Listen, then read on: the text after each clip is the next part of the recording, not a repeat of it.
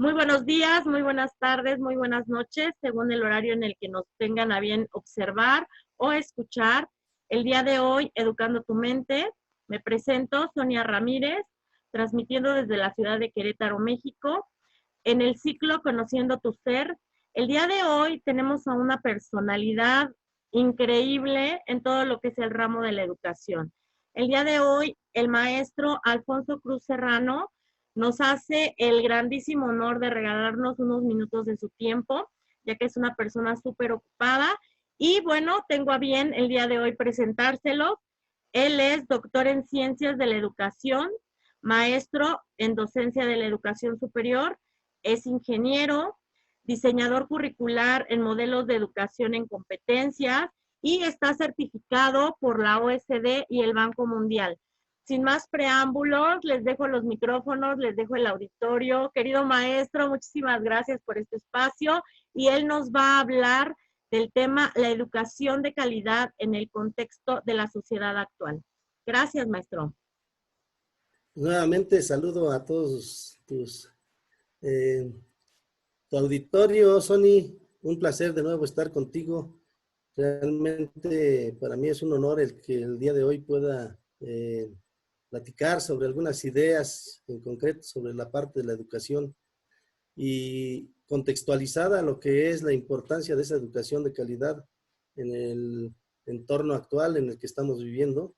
Sabemos que hemos tenido una serie de modificaciones desde el año 2000 para acá, específicamente en el año 2002 con Vicente Fox, cuando se firmó el Plan 2025, que decía que para el 2025 el país, México, estaría trabajando bajo un modelo de educación basada en competencias. ¿Por qué educación basada en competencias? Porque nosotros estamos dentro de un contexto globalizado y eso nos conlleva a que tenemos que ser pertinentes no solamente en nuestro país, sino en diferentes entornos, en diferentes países, y eso nos conlleva a tener un parámetro de medición para poder saber exactamente qué es lo que está sucediendo en nuestra formación, de nuestros jóvenes, de nuestros niños y de nuestros profesionistas. Entonces, se toma la decisión en el año 2002 con este acuerdo internacional que se firma con el Banco Mundial, con la UNESCO, que tiene como principal objetivo el que para el año 2025, dentro de 5 años, México pueda hacer un parámetro de medición con otros países y pueda decir exactamente qué tan competentes son nuestros educandos desde el preescolar hasta el posgrado. ¿Por qué es importante la educación de calidad bajo un modelo de competencias? Un modelo de calidad basado en competencias implica el que todo aquel que se jacte de decir que ha sido formado en un modelo de educación basada en competencias tiene que demostrarlo, y eso lo va a demostrar a través de desempeños. Desempeños académicos, desempeños profesionales, desempeños sociales, y eso nos va a llevar a algo que nosotros conocemos comúnmente como educación integral. En las instituciones, conforme va transcurriendo la formación del ser humano, eh, esta, esta formación pasa de educación propiamente dicha a formación. En los primeros años, en preescolar, nosotros lo que tenemos que hacer en los muchachos, en los niños, es desarrollarles un tipo de pensamiento. Este pensamiento que tenemos que desarrollarles se llama pensamiento autónomo. ¿Por qué autónomo? Porque en los primeros meses de vida, hasta los primeros 2, 3 años, nuestros niños tienen el acercamiento directo con la familia, con papá y con mamá. Si tienen hermanos, pues también con hermanos. Y ellos condicionan ciertas actitudes. Entonces, cuando llegan a preescolar, son extremadamente dependientes de la familia, principalmente de la mamá, ¿verdad? Que es la que está más al pendiente de ese proyecto de vida. Entonces, lo que tenemos que hacer en un ámbito de educación controlada es precisamente desarraigar esa situación. ¿Por qué? Porque necesitamos que el alumno, que el niño, en este caso, sea autónomo. Entonces, se desarrolla un pensamiento autónomo. La importancia de este desarrollo de pensamiento autónomo radica en que durante los primeros años de vida, de los 4 a los 7 años, 8 años, según los estudiosos, el ser humano desarrolla una cualidad importante que nosotros conocemos como personalidad.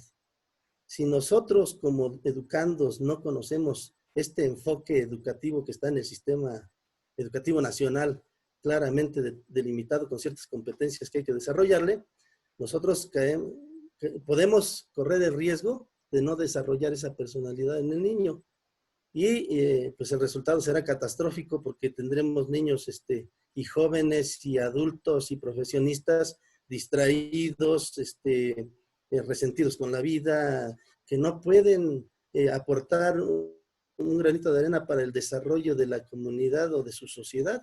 Entonces, por eso es muy importante la educación preescolar y el desarrollo del pensamiento autónomo. Después, una vez que desarrollan ese pensamiento autónomo, que es en el periodo 1 de nuestro modelo educativo de educación básica, el periodo de formación 2 y 3 se da en la educación primaria. En la educación primaria, primero tenemos el periodo 2, donde desarrollamos un pensamiento que se llama el pensamiento descriptivo o lógico, en donde el niño empieza a identificar su entorno y lo empieza a describir, empieza a hacer un análisis básico del por qué el día, por qué la noche. Entonces empieza a tener ese tipo de desarrollos. Eso se da en el segundo periodo formativo, que es de primero a tercero de primaria. De cuarto a sexto de primaria viene un pensamiento muy importante que se llama el pensamiento analítico. Ahora no solamente identifica su entorno, sino que también es capaz de analizar el porqué de las cosas, ¿no? El porqué el día y porqué la noche, el porqué un niño y una niña, el porqué tiene que tener ciertos códigos de conducta dentro de su propia sociedad. Ahí es donde toma conciencia. Entonces realmente este segundo nivel, tercer nivel, tercer periodo formativo, de tercero a sexto de primaria, es fundamental. Y se logra a cabalidad en las primarias porque nuestros muchachos salen leyendo, sabiendo leer y escribir, pero si nosotros vemos sus planas, son un poema de planas, ¿no? O sea, con todo el rigor metodológico. El problema del cuarto periodo, que es en secundaria, en el sistema educativo nosotros hemos identificado que el problema es que viene un desarrollo de un pensamiento que se llama pensamiento crítico. Y como su nombre lo indica, ahora no solamente describe, analiza, sino ahora también cuestiona. Pero se traslapa también con una situación de desarrollo cronológico, de desarrollo de cualidades fisiológicas del ser humano. Hay cambios en el ser humano, los cambios más trascendentes. El niño se da cuenta que hay niñas también, y las niñas también, que hay niños, y entonces empiezan a atención, y ahora ya la prioridad no es tanto el estudio. Entonces tenemos que tener docentes extremadamente preparados para ese momento. De lo contrario, ellos pues se van a seguir con su cátedra, con su labor académica, y van a menospreciar un poquito ese cambio tan drástico que presentan nuestros jóvenes, nuestros niños, adolescentes en formación. Y eso nos va a llevar a dos situaciones. Una, que empiecen a sentirse relegados de la sociedad, o que empiecen a tratar de llamar la atención con actitudes negativas. Es en esta etapa del ser humano donde nosotros tenemos que tener la mayor atención como formadores, más que como educadores, como formadores. La educación viene de casa. La educación implica el desarrollo y la práctica de los valores, es decir, en la ética en toda la extensión de su palabra. Y solamente en las instituciones educativas lo que hacemos es fomentar esos valores. Por ahí alguien me decía, en secundaria estamos identificando una crisis muy fuerte de pérdida de valores. Y yo les decía, no, corrección. No podemos decir que alguien está perdiendo algo que nunca ha tenido. Las nuevas generaciones, los centennials de 1995 para acá, han sufrido un cambio en términos tecnológicos muy fuerte, un cambio que les ha llevado a que en lugar de que nazcan con la torta bajo el brazo, ahora nacen con el iPad o con el celular o con la lap cuando se tiene menos, o con la de escritorio, bueno, ahí. Y entonces, antes era la televisión para los centennials, el modo de distraerse, ¿no? Aunque la principal actuación la llevaba la mamá, en algunas ocasiones el papá, pero en estos centennials la situación es más complicada porque el papá y la mamá tienen que trabajar. Entonces, cuando tienen que trabajar, cambian los esquemas sociales en los que ellos van desarrollándose. La mayor información que les llega es a través de los medios de comunicación, las redes sociales. Entonces, tenemos un problema grave porque muchas de estas redes sociales manejan un exceso de información, pero su validación es muy dudosa. Entonces, hay poca comunicación. De hecho, hay algunos memes en donde sale la familia ahí, todos en la sala, en el comedor, comiendo y todos comunicándose a través del teléfono celular, ¿verdad? Entonces, nada tan alejado de la realidad, ¿eh? No hay comunicación entre los jóvenes y sus papás, mucho menos entre los jóvenes y sus maestros, y entonces empiezan a sentirse agredidos. En esta etapa de formación, desarrollo humano, ¿qué es lo que tendríamos que saber como docentes para saber exactamente en qué tenemos que incidir? Lo que nosotros tenemos que desarrollar ahí entonces es, por una parte, la situación académica propia del nivel y por otra parte, la situación de acompañamiento. Y es ahí donde aparece la figura del tutor. Yo le llamo preceptor porque debe de ir más allá de una tutoría normal. La tutoría refiere a cuestiones académicas. La preceptoría refiere a acompañamiento tanto académico como social. Un acompañamiento personal en donde podamos darle un consejo a tiempo para decirle, ¿sabes qué? No cometas ese error. Habrá más tiempo, para todo hay tiempo. Y entonces tienes que empezar a trabajar de esta forma. El alumno en esta situación de crecimiento en la etapa de la secundaria busca dos cosas en particular. La primera, ser escuchado. Y la segunda es pertenencia social. Busca pertenecer a un grupo y por eso de pronto vemos a los muchachitos que empiezan a tomar, que empiezan a tener relaciones sexuales a temprana edad. ¿Por qué? Porque no hay un acompañamiento. Recordemos que la escuela debe de ser considerada bajo el modelo por competencias como la segunda casa. Después de la casa como tal, la escuela es el segundo hogar y entonces tendríamos que tener un rigor similar. Los docentes tendrían que asumir el rol de preceptores. ¿Para qué? Para poderle dar un seguimiento cabal al desarrollo, orientarlos. Las muchachitas tienen su primer periodo, por ejemplo, y no saben qué hacer, dicen, ¿qué pasó? Como anteriormente se manejaba esto como un tabú, pues no hay quien las oriente. Entonces, la labor del área de orientación en secundaria fundamentalmente está orientada hacia precisamente ese tipo de acercamiento, que se vean como amigos, y que les permita pasar ese trance tan difícil que es empieza en sexto de primaria y termina en primer año de preparatoria, pero lo fuerte es en secundaria. Y es un desarrollo de un pensamiento que nosotros conocemos como pensamiento crítico. Ya que brincamos la secundaria, bueno, brincamos los 4 periodos formativos descritos en el modelo educativo de educación básica, estamos listos para pasar al nivel de preparatoria. En el nivel de preparatoria, como su nombre lo indica, es el medio superior. Ya casi vamos a darle los últimos toques a lo que se vino desarrollando a lo largo del proceso formativo desde preescolar hasta secundaria, y ahí desarrollamos un pensamiento fundamental en la vida de un ser humano. Este pensamiento se llama pensamiento complejo. El pensamiento complejo es fundamental. ¿Por qué? Porque es el que nos permite tomar decisiones. Es la herramienta fundamental para la toma de decisiones. Entonces, si no desarrollamos un pensamiento complejo, las decisiones que tomamos serán considerando la influencia de terceros. Y entonces ahí tenemos, por ejemplo, la orientación vocacional. La orientación vocacional muchas veces no se da como tal en preparatoria, y el resultado es que el niño, el joven ya, se va a medicina porque su amiguito se fue a medicina.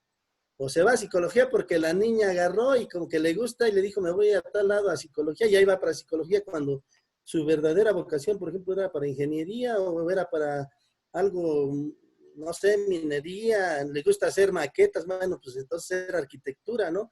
Ingeniería civil. Tomó una decisión equivocada, ¿no? Algunos otros dicen, yo ya no voy a trabajar, a estudiar, yo me voy a poner a trabajar porque yo necesito dinero. y toman otra decisión que después cuando llega el pensamiento complejo, porque ahí es lo importante del asunto. Este desarrollo del pensamiento se puede obtener de dos formas, dijera mi padre, o por la buena o por la mala. Por la mala es a través de la experiencia y cronológicamente, entonces hasta que no te dan un golpe ahí la vida y dices, ay, caray, te sacudió y cambiaste, ¿no? Tenemos la oportunidad de que a través de la educación nosotros podamos desarrollar de manera intencionada estos pensamientos. Normalmente este desarrollo del pensamiento complejo se da entre los 20 y los 25 años para una persona que nunca ha ido a la escuela. Y entonces encontramos gente que nomás fue a la primaria y a los 25 años lo escuchamos y es totalmente congruente en sus ideas. Pero ya, bueno, ya logró el pensamiento complejo, pero a través de una situación cronológica que se va a dar producto del tiempo. Obviamente hay gente que nunca lo logra. ¿Por qué? Porque llega a una zona de confort y nadie le permite desarrollar esos siguientes niveles del pensamiento. Entonces, estamos en prepa, pensamiento complejo, toma de decisiones. Ahí es donde vienen las grandes decisiones. La primera, ¿qué profesión voy a tomar? La segunda, ¿seguir estudiando o irme a trabajar? La tercera, que muchos cometen el error, ¿me caso o disfruto de la vida? De pronto cometen el error de que, bueno, ya hay anticonceptivos, hay una serie de cosas para cuidarse, tienen su primera vez y ¡tum!, quedan embarazadas. El proyecto de vida que pudiera haber sido un proyecto ambicioso, se trunca, sobre todo suceden muchas de las muchachas o los muchachos con mucho talento, muy capaces y de pronto vemos con cierta frustración cuando estamos en educación que gente con mucho talento tiene que cortar ahí su proyecto, al menos por un tiempo. Y después les cuesta mucho regresar a ese proyecto. ¿Por qué? Porque ya tienen dependientes a los que tienen que atender. Entonces, si nosotros no les damos una capacitación, una orientación específica para decirles, ¿saben qué? Hay más tiempo que vida. Y ¿saben qué? Viajen, disfruten la vida, no se amarren ahorita. Va a haber más muchachas. Para eso es el noviazgo, para conocerse, para saber si sí o si no, ¿verdad? El de nuestra situación en México, por ejemplo, en los últimos 10 años, de cada 4 matrimonios, de cada 10, perdón, matrimonios, 4 en los 2 primeros años se divorcian. Y la situación va a la alza. ¿Por qué? Porque se tomó una decisión a la ligera. Porque no habían vivido la vida y encontraron unas nuevas formas de ver la vida y dijeron, no, pues yo quiero esto, ¿verdad? Pero eso se hubiera evitado si realmente desde la academia pudiéramos empezar a trabajar con ellos y no tomarlos como un tabú y decirles, mira, si haces esto puedes ir al extranjero, puedes viajar, puedes disfrutar la vida, conocer gente y no irnos al extremo de la nueva generación donde dice casa o viaje. De pronto me dicen, pues mejor viaje, ¿no? Quiero viajar, ¿no? Quiero conocer. Oye, espérate, pero tienes que visualizar el futuro, porque el viaje, pues lo podrás hacer más adelante, pero ahorita pues tienes que ir sustentando algo para el futuro. Tenemos que empezar a trabajar en educación de calidad, sobre todo con un enfoque humanista. ¿Por qué? Porque de lo contrario, se nos está yendo la generación de los baby boomers, ¿sí? De los 50 a los 60, 65. Los millennials empiezan a irse y ahí se les quedará una sociedad que si no tienen la visión, por eso tenemos que empezarlos a preparar, decirles, está bien, tienes todo esto, pero también tengo que darte los pros y los contras, ¿sí? Entre libertad y libertinaje hay una pequeña línea que delimita exactamente qué es lo que sí, qué es lo que no, ¿no? Por ahí dicen que el hubiera no existe, yo digo que el hubiera sí existe y tiene muchas consecuencias. Al correr del tiempo, nosotros nos damos cuenta de esas consecuencias. Entonces, por eso decía hace un rato, aprendes por la buena, aprendes por la mala, pues mejor por la buena. Hay que ayudarles a nuestros jóvenes, la educación de calidad, y ahí es donde viene una situación importante para nuestros docentes. Y es en lo que yo he estado trabajando en los últimos 10 años, formación de los docentes. Los docentes tienen que estar preparados para este momento crucial, porque en el modelo educativo de educación media superior, que es el modelo para la diversidad. Se llama Sistema Nacional del Bachillerato para la Diversidad. Está en el acuerdo 442 de la SEP. Ahí nos dicen con claridad, a ver, la educación que tiene que tener un alumno egresado de educación preparatoria o de media superior es tal que tiene que tener ciertas competencias genéricas que le van a permitir ser un ciudadano en toda la extensión de la palabra. Y entonces la primera competencia, bueno, son 5 grandes categorías que aglutinan 11 grandes competencias. Y la primera categoría nos dice, el alumno se autodetermina y cuida de sí. O sea, el alumno es consciente de quién es y a dónde va. Y para eso, todas sus acciones están encaminadas a cuidarse, porque pues primero es él, ¿no? Tiene que cuidarse él, si no, no va a poder cuidar a otra persona. Entonces, practica estilos de vida saludable. Es uno de los atributos de esa primer competencia. ¿Cuántos de nosotros estamos con sobrepeso? La situación está muy grave en términos de salud, entonces necesitamos empezar a trabajar con esos estilos de vida saludable que nos permitan pues, frenar en cierta forma los estragos cronológicos y de salud que pueden suscitarse sobre todo por las cuestiones de herencia. Si uno es diabético en cuanto a sus padres, a sus madres, la posibilidad de que el niño o el joven sea diabético es del 100%. Entonces, ¿qué hay que hacer? Pues tenemos que visualizar el futuro. Tenemos que adelantarnos a él. Nosotros somos muy correctivos. Tendremos que cambiar nuestra situación, ni siquiera la prevención, como el prevenimos, ¿no? No. Tenemos que irnos más atrás. Tenemos que irnos a la predicción, que es algo que a mí me enseñaron cuando estudié ingeniería. Me dijeron, ¿sabes qué? Un foco tiene un tiempo de vida útil, 5,000 horas de vida útil. Entonces tú tienes que preverte, después de 5,000 horas de vida útil, la posibilidad de que el foco falle es alta. Entonces, pues, ¿qué tengo que hacer? Pues comprar unos focos, ¿no? Y dejarlos ahí listos para cuando llegue el momento de que haya que cambiarlos, ya cumplió su vida útil, tenga el repuesto y lo pueda cambiar. Lo mismo tenemos que hacer nosotros, predecir el futuro. Entonces, esa es una cualidad importante de nuestros docentes. Nuestros docentes tienen que saber a qué se van a enfrentar en el futuro nuestros alumnos. Y para poder ser pertinentes, tienen que empezar a trabajar sobre esa predicción del futuro. Entonces, una predicción del futuro. En el año 2025 vamos a tener la primera gran crisis alimentaria. ¿Qué tenemos que hacer? Lo que hicimos en el TEC de San Felipe. Metimos la carrera de Ingeniería en Ciencias Alimentarias y alguien me dijo, oye, ¿por qué Ciencias Alimentarias y aquí no? Espérense, tenemos que tener gente capacitada para poder industrializar los alimentos, porque viene la crisis, ya tenemos una crisis económica, tenemos la crisis social más grande ahorita por la pandemia, pero ahora también hay una más fuerte que es la alimentaria. Va a haber dinero y no va a haber qué comer. Entonces, una oportunidad de poder empezar a trabajar hacia el futuro. Alguien me decía, ¿y la carrera de ingeniería en energías renovables? Oye, estamos destrozando el planeta, necesitamos cambiar la forma de cómo nosotros producimos la energía sin que sea tan invasiva, sin que sea tan contaminante a nuestro medio ambiente. Entonces necesitamos gente preparada para eso. Muchos dicen, no, esa no vende. No es que no venda. Estamos preparando para el futuro. En el futuro, cuando ellos terminen, van a decir, ahora necesitamos gente con esta característica y nosotros la vamos a tener y vamos a ser pertinentes. Eso se llama pertinencia social de la educación. Entonces, nuestros maestros tienen que tener primero bien claro qué es lo que va a saber hacer el alumno cuando egrese. Y en media superior ahí hay 11 grandes competencias que hablan de uso de tecnologías, que hablan del uso apropiado del lenguaje. Tenemos que volver al origen. Utilizamos un montón de mnemotécnicos o frases cortadas que en lugar de poner que, le ponemos una K de kilo, ¿no? Entonces, ya malformamos nuestro lenguaje. Tenemos que cambiar, tenemos que regresarnos a la primaria donde poníamos palabras completas. Eso nos tiene que empezar a marcar.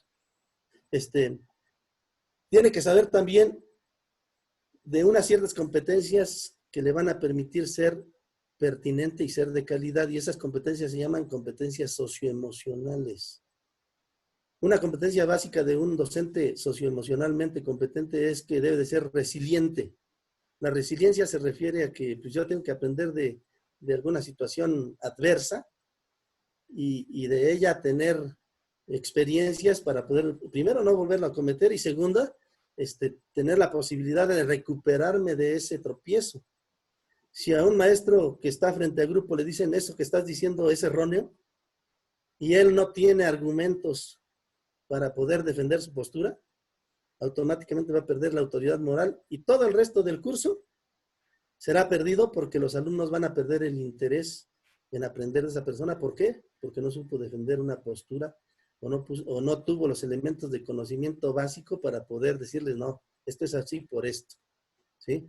Entonces, esa es la primera, resiliencia. Ahorita tenemos que tener mucha resiliencia. Hay muchos que quieren ir al psicólogo. Imagínense, hace unos 30 años, la carrera de psicología ni existía. No existía. Había psiquiatría y había otras carreras donde decían, ¿sabes qué? Este está medio mal del cerebro, vamos a hacerle algo, ¿no? Pero no existía como tal para un tratamiento de una situación de tristeza, de angustia, de ansiedad, de pérdida. Ahorita existe, pero todavía es un privilegio para muchos, porque o comen o van al psicólogo. Entonces, tenemos que aprender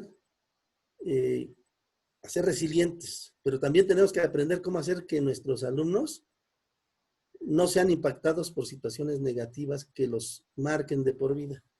¿Sí? Entonces, a un niño le gusta una chamaquita, va, le dice y lo manda por allá bien lejos y al ratito ya se completamente dice, ya no fue una persona, ya es, todas las personas lo rechazan. Entonces, ya perdió esa posibilidad de ser una persona social y se vuelve antisocial y entonces empieza a tener resentimiento hacia la vida y al ratito tenemos esa persona que roba, que mata o que hace situaciones adversas a lo que es un convivio social sano. Entonces, nuestros maestros tienen que tener esa posibilidad de ser resilientes. La segunda, yo creo que es también importante, es la empatía. La empatía se refiere a esa situación en la cual podemos generar un ambiente de confianza para poder incidir sobre otras personas, ¿no? Si tenemos empatía, podemos lograr algo que normalmente a mí me gusta mucho exponer cuando hablo con gente de desarrollo humano, que es hacer que la gente haga lo que nosotros queremos que haga sin necesidad de decírselo, ¿no? Entonces, eso se llama persuasión y no todos pueden lograr eso, ¿no? Si yo agarro y quiero que hagan una colecta de juguetes a mis docentes, les digo, imagínense que pudiéramos ir a las comunidades de pronto y decirles, aquí estamos, somos de la escuela nada de tal, y estamos preocupados por ustedes. Y de pronto ya vienen y me dicen, oiga, ¿y por qué no recolectamos ropa, juguetes y llevamos? Perfecto, es lo que yo quiero que hagan. Pues yo no se los dije, ¿verdad? Yo solamente les aventé ahí el anzuelo y eso se llama persuadir a la gente. Si un maestro logra persuadir a sus alumnos, ellos van a hacer las cosas sin necesidad de que se lo digamos. Y eso nos va formando una calidad como docentes. La otra es la posibilidad de integrar grupos de colaboración. Cuando hacemos un trabajo académico, muchas veces formamos equipos, a lo mejor al dedazo, decimos tú y tú, equipo 1, tú de equipo 2, o a veces les decimos por empatía, a ver, por afinidad, equipo 1, 2, 3, 4, 5, ¿no? O por filas. Nosotros tenemos que empezar a buscar la forma de que los alumnos convivan entre todos. Y entonces tenemos que buscar una estrategia para poder formar equipos, pero equipos exitosos, que colaboren, no que cooperen. En mi etapa como estudiante, etapa disciplinar, había equipos disciplinares cooperativos, porque había quien invitaba las tortas, había quien iba a sacar las copias, había quien engargolaba el trabajo, había quien lo hacía y había quien lo pasaba a máquina, ¿no? Por ejemplo. Eso es cooperación. Hacían su parte y cada quien se desentendía y al final de cuentas, el que no hacía bien su trabajo, todos salíamos perjudicados. Actualmente la colaboración tiene que ser tal que nos ayude a que todos estén comprometidos con el trabajo, todos aporten y al final salga un documento que nos permita decir que fue un trabajo de calidad y sobre todo donde todos participaron y todos conocen lo que se hizo. Por eso yo, una de las iniciativas que he estado proponiendo y que muchos ya han empezado a tener en educación es que fuera los exámenes. Ya no hay exámenes conceptuales. Ahora lo que tenemos que hacer es evaluaciones de actividades integradas. O sea, en una actividad poner conocimientos, actitudes y los procedimientos que tengan que utilizar para realizar una determinada acción y que me remita a que ellos están adquiriendo la competencia. Allá afuera, cuando uno va al sector público o al sector privado y va a incorporarse a un grupo de trabajo, piden ese tipo de actitudes.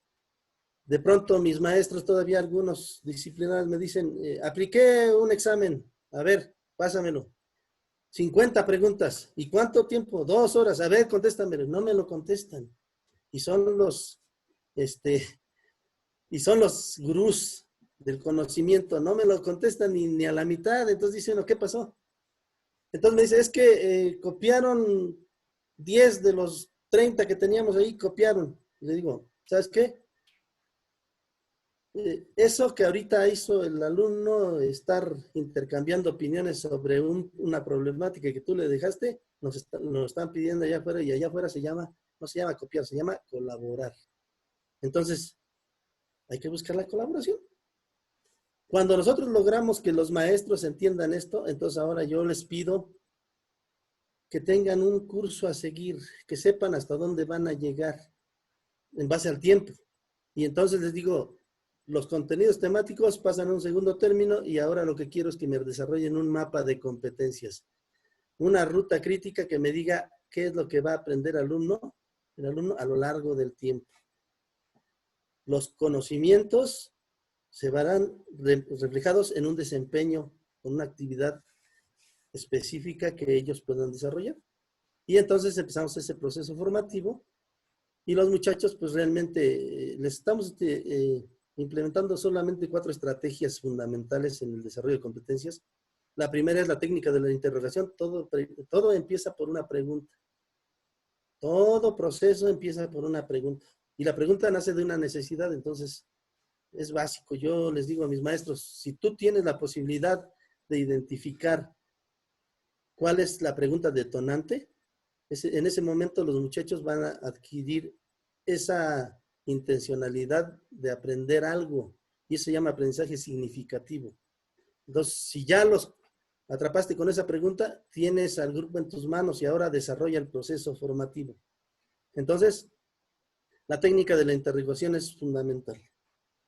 Una vez que tienen una técnica de interrogación y ya tienen la pregunta y ya tienen el enfoque y ya tienen los alcances, la segunda técnica que yo les pido que apliquen es el estudio de casos.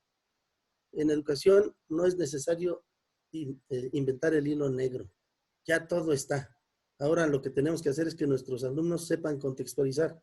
Es decir, que aprendan de situaciones que ya se han vivido y que puedan contextualizar la forma en cómo se abordaron esas situaciones en nuevos contextos. Porque pues, es cíclico mucho de lo que aparece en el sector productivo o en nuestros sectores, en la parte de administración es cíclico. Lo único que tenemos es contextualizar, cambiar el entorno en donde se aplica, pero las herramientas son las mismas. Ya que conocen cómo analizar un caso y lo aplican, la tercera es las prácticas de campo, actividades in situ, actividades que le permitan desarrollar desempeños profesionales. Y una vez que terminan con eso, pues ya les digo, pues ahora innoven. ¿Cómo innovamos? A través del desarrollo de proyectos. Con esas 4 grandes herramientas didácticas, nosotros podemos desarrollar competencias en nuestros alumnos. Y con esa posibilidad podemos decir que la educación que le estamos brindando a nuestros educandos es de calidad.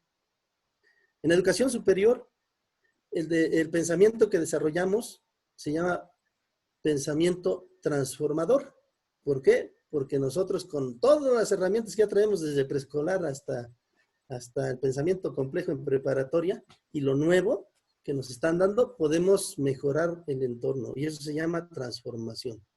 Entonces, un buen docente desde preescolar hasta posgrado debe de saber estas situaciones, debe saber cómo se tiene que desarrollar ese pensamiento que se está pretendiendo, que se está proponiendo, pero lamentablemente de pronto esto es normativo, ¿no? El modelo disciplinar tiene características propias, hay maestros, hay catedráticos, hay estudiantes o hay aprendices. En el modelo por competencias también hay un lenguaje específico para desarrollo de competencias, ya no hay ni maestro, ni catedrático, ni instructor, docente, el que enseña, ¿sí? Y alumno, el que aprende, el que se apropia del conocimiento y, lo más importante, lo aplica, ¿no?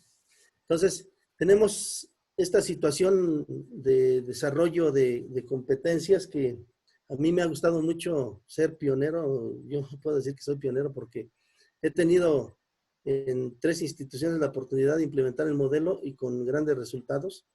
Ahorita lo estoy diciendo en la iniciativa privada y me ha gustado mucho porque es una situación de halago el que de pronto lo busquen a uno para la capacitación, porque hemos capacitado a gente que nos ha permitido entrar en entornos incluso de las normales, que es muy difícil que alguien externo a una normal pueda ir a capacitar a los formadores de docentes, y eso me ha permitido pues tener la posibilidad de incidir en toda la zona norte del Estado de México.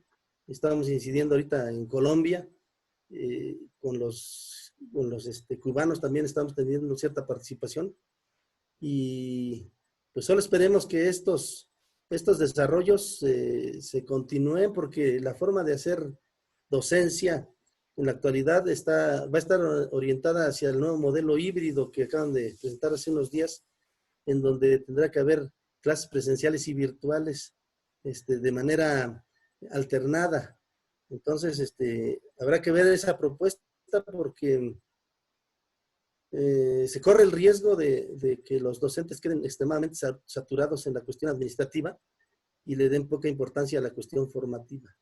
¿Por qué? Porque van a estar monitoreados por una plataforma y van a tener que subir formatos en tiempos específicos y van a tener que calificar y subir calificaciones.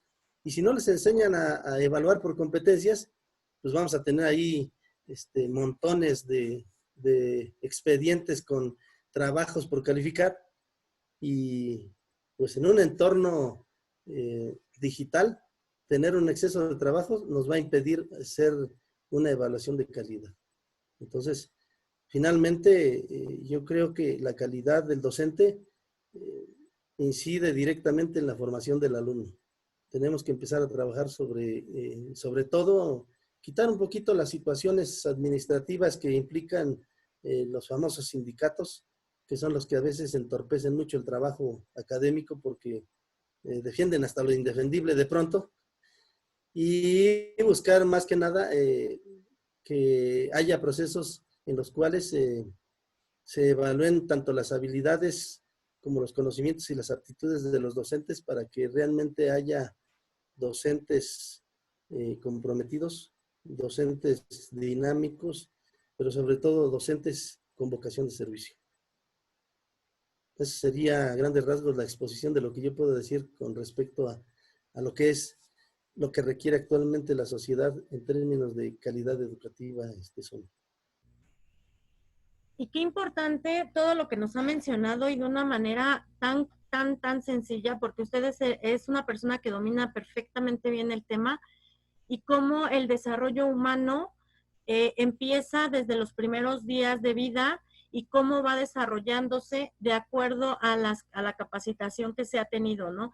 Y cómo es tan importante lo que usted menciona, que los formadores, que son los docentes, desde edades muy tempranas y en todo momento, no nada más preocuparse, ya la licenciatura o la maestría o el doctorado, sino todo lo que nos menciona usted, que desde la formación en preescolar, todo debe, o sea, cómo todo el sistema educativo tiene tanta importancia en la vida del ser humano, porque es cuando aprendes a tomar decisiones, no nada más es decir, llegué a la escuela y me enseñaron que el 2 más 2 son 4 y ya, ¿no? Porque eso no es todo el contexto que reúne al ser humano, ¿no?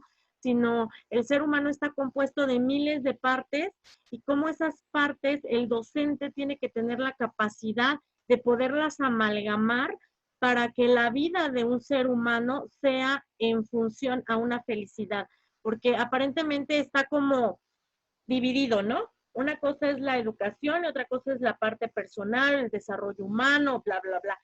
Y ahorita con lo que usted nos acaba de mencionar, cómo hace la importancia de que todo debe de estar amalgamado, no nada más es decirte, sí, mira, 2 más 2 son 4 y esto y el otro y aquello, no, sino, bueno, ok, yo como docente estoy aquí para mostrarte la parte técnica para una herramienta laboral o una herramienta en donde tú te puedas desarrollar, porque bueno, hay muchas carreras, pero esas son herramientas que nos van a dar una proyección en un entorno social.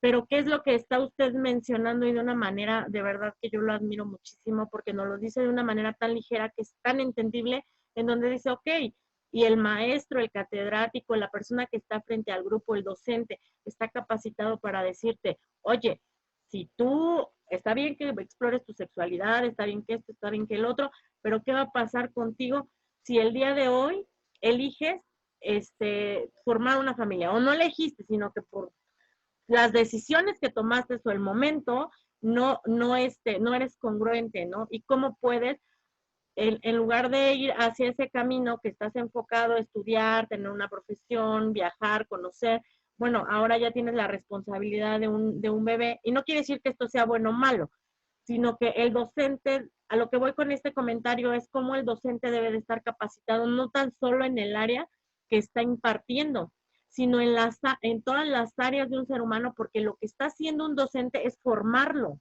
¿no? No es nada más decir, te estoy dando este conocimiento y ya aplícalo como quieras, ¿no? Sino que está formando seres humanos y seres humanos de calidad.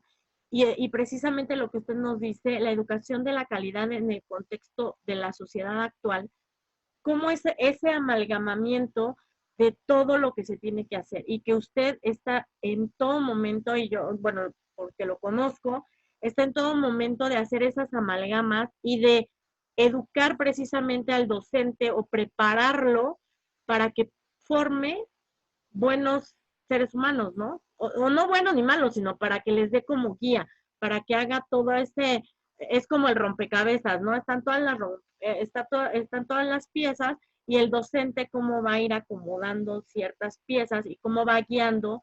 Y esta parte también que usted mencionaba y que me encantó, es como decir, bueno, yo quiero que hagan una colecta de tal, ¿no? Y entonces no les voy a decir, vayan y hagan una colecta, sino, oigan, ¿qué les parecería si hacemos esto y hacemos el otro?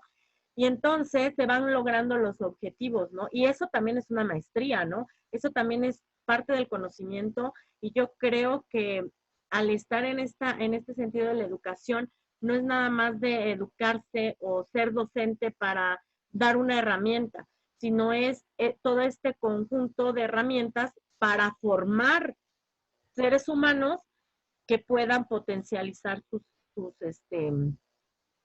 sus habilidades, ¿no? Sí, claro. Todo esto se reduce a una sola frase que engloba todo, que se llama pertinencia social, ¿no? Hace unos años se manejaba del divorcio entre la parte educativa y la parte del sector productivo. Lo que nosotros estamos buscando es precisamente que ese divorcio desaparezca y que realmente lo que estamos formando en las aulas sea lo que la sociedad necesita, lo que las empresas necesitan, Las empresas buscan gente comprometida con ellos, que tenga identidad, que tenga espíritu de servicio, que tengan iniciativa.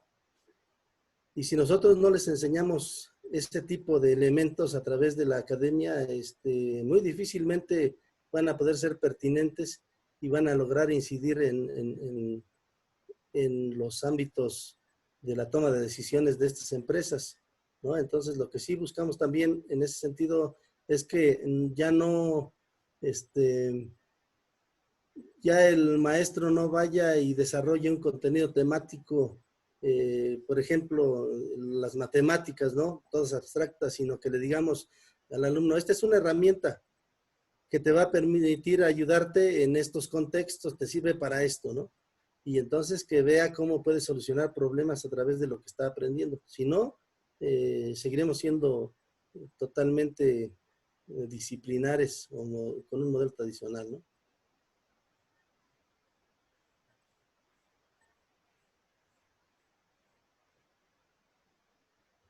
Sí, entonces, básicamente eso es lo que vamos a buscar. Eh, de pronto sentimos que el modelo educativo es un modelo que no es pertinente para nuestra sociedad, porque así lo han expresado mucha gente, pero cuando muchos de los docentes hacen ese comentario al inicio de alguna capacitación, cuando ellos concluyen con esta explicación, muchas veces me dicen, oiga, esto nos lo hubieran dicho hace 5 o 10 años, no sabíamos por dónde íbamos. Yo creo que el fracaso, entre comillas, que se dice que se ha tenido en la reforma educativa en México, ha sido en su implementación, porque la concepción del modelo es una concepción que ha sido avalada a nivel internacional, que no viene desde el entorno laboral, como muchos dicen, sino que hasta para casarse uno hay que ser competente. No cualquiera se casa y logra establecer una congruencia de que aguante, ¿no? Hasta para tener hijos, para poder cuidarlos, protegerlos, hay que ser competentes. Entonces, esto va más allá de quererlos poner en ámbitos laborales, más bien hay que buscar la pertinencia de la formación que les estamos dando, que haya un antes y un después de su formación, que se vea la diferencia clara entre un profesionista y alguien que no tuvo la posibilidad de acceder a los estudios de nivel superior, porque de pronto pues nos encontramos gente que hasta en el léxico deja mucho que desear y luego dicen, no, pues es arquitecto, es ingeniero, es licenciado y oye, hay que tener cierto nivel, cierto bagaje que nos permita algo que tendremos que buscar incansablemente hasta el último día de nuestras vidas, que es ser pertinentes, incidir positivamente en nuestra sociedad y lo fundamental, ser felices. Que a lo que tú te dedicas sea lo que te gusta, lo que te llena, lo que te agrada y que además por eso te pagan, ¿no? Es algo fundamental que tenemos que tener en nuestros alumnos, porque la mayoría de los que tenemos actualmente en las empresas están donde no quieren estar, hacen lo que no quieren hacer y solamente se aguantan por tener un poquito de recursos. Y creo que desde ahí tenemos que empezar a cambiar la mentalidad de nuestra gente. Y precisamente con esta plática que el día de hoy nos hace favor de regalarnos, maestro, nos abre todo ese panorama y nos vislumbra en muchísimos aspectos de la vida. Y precisamente este espacio que se llama Educando tu Mente es esa parte, ¿no? Cómo cambiar nuestros paradigmas para realizar cuestiones diferentes en nuestra vida día con día. Y de verdad que yo estoy no es que me sorprenda, porque yo lo conozco, usted dice que es una persona súper inteligente, pero aparte de todo, con esa maestría que el día de hoy es como, usted tiene este conocimiento hasta acá y nos baja ese conocimiento al nivel en que nosotros lo podamos entender y que sea de manera digerible, que sea fácil, que esta conversación se haya llevado en un espacio de estoy así, wow, ¿no? Todo lo que estoy aprendiendo, y lo dijo de una manera muy ligera, o sea, y cómo el ser humano, el conocimiento que va adquiriendo a través del tiempo, lo puede resumir en tan poquito tiempo, ¿no? Porque yo sé que usted es una persona súper estudiosa, es una persona que siempre está más allá y antes de que empezáramos a grabar esta entrevista, yo platicaba con usted que además de todo, además de quererlo mucho, lo admiro de una manera muy, muy, muy especial, porque es una persona que no se queda aquí. O sea, si la educación dice es aquí, usted dice, ah, ok, es ahí, pero yo voy más para arriba, no más para allá. A todos sus alumnos, en todas las instituciones en donde usted ha estado brillando y ha otorgado tantas cosas que nos regala, usted siempre ha ido más allá, ¿no? Ha hecho alianzas, ha hecho colaboraciones con diferentes países, a todas las personas que están como docentes y están con usted, pues siempre les da una posibilidad y una oportunidad de crecer más allá, no de quedarse en, ah, sí, ya soy educador, ya soy docente, ya hago esto, ya hago el otro, sino más allá de eso y siempre dándoles esa posibilidad de, ah, no, aquí está la puerta, ábranla y vean todo lo que hay allá afuera y cómo podemos desarrollar. Y si alguien pensaba que la educación solo era primaria, secundaria, preparatoria, etcétera, etcétera, hoy nos damos cuenta con estos modelos de competencia que no solo existen esos niveles, que hay niveles muchísimo más arriba de esos cuando te estás enfrentando al campo laboral, cuando realmente estás en una empresa, en una industria, que no tan solo es, ah, sí, anoté la frase fulana de tal y aprendí tal cosa, no, sino aquí es donde te vienes a enfrentar y a demostrar tus habilidades, tus capacidades, esta parte de él siempre estar investigando, siempre haciendo muchas cosas. Y bueno, maestro, platíquenos, ¿dónde lo podemos localizar? ¿Cómo podemos seguir su trayectoria? Y además, yo sé que usted da cursos, da capacitación, está siempre como docente, siempre está como catedrático, siempre está haciendo cosas. Díganos, ¿cómo lo podemos seguir? ¿Cómo lo podemos encontrar? ¿Cómo podemos estar en contacto con el maestrazo Alfonso Cruz Serrano? Cuéntenos. Bueno, Sony, mire, ya sabe que yo siempre estoy buscando eh, contacto con la gente, sigo capacitando docentes en cualquier nivel educativo, contextualizo este conocimiento para preescolar hasta posgrado. Tengo actualmente un diplomado que ofrezco a docentes, a investigadores de la educación, desde la parte de la evaluación, de la planeación hasta la evaluación, que está registrado a nivel nacional. Y ustedes me pueden encontrar en Facebook con mi nombre completo, Alfonso Cruz Serrano. No tengo otra red social. ¿Por qué? Porque me llena Facebook, no he buscado más. Tengo ahí 2 páginas, una del propio colegio, en donde estoy laborando como directivo, y mi página personal, en donde meto algunas de las ideas que voy generando, aunque esa la descuido mucho porque prácticamente mi trabajo es directamente en el Face, ¿no? Eh, También me pueden encontrar, pues, si gustan, a través de WhatsApp. El WhatsApp ahí se los dejo, el 712-216-0929.